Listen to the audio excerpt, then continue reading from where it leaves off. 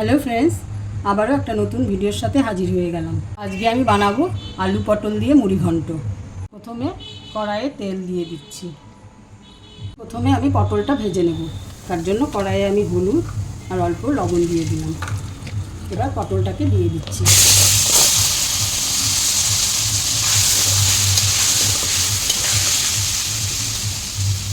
পটলটা ভাজা ভাজা হয়ে গেছে, পটলটা এবার তুলে নেব।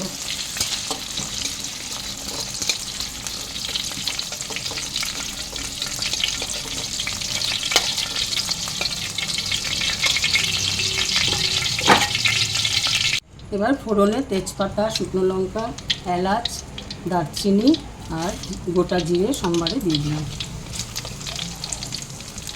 এবারে আলুগুলো দিয়ে দিচ্ছি।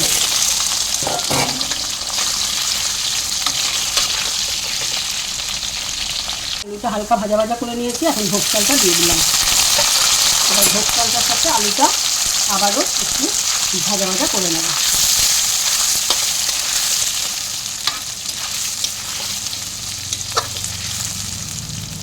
এবারে মশলাগুলো দিয়ে দেবো। প্রথমে লবণ দিয়ে দিলাম, হলুদ দিয়ে দিলাম, ধনের গুঁড়ো দিয়ে দিলাম, জিরের গুঁড়ো দিয়ে দিলাম আর আদা কাঁচা লঙ্কা। এবারে সামান্য জল দিয়ে ভালো করে মশলাটা কষিয়ে নেব।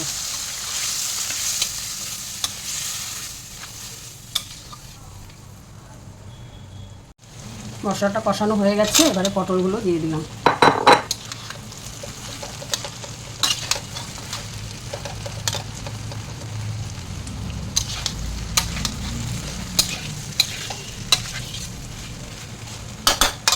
এবার পরিমাণ মতো জল দিয়ে দেবো।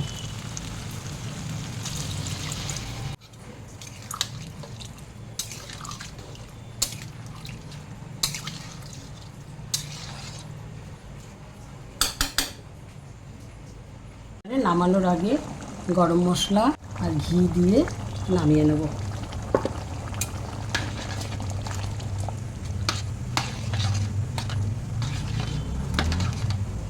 রেডি হয়ে গেল আমার আলু পটল দিয়ে মুড়ি ঘন্ট।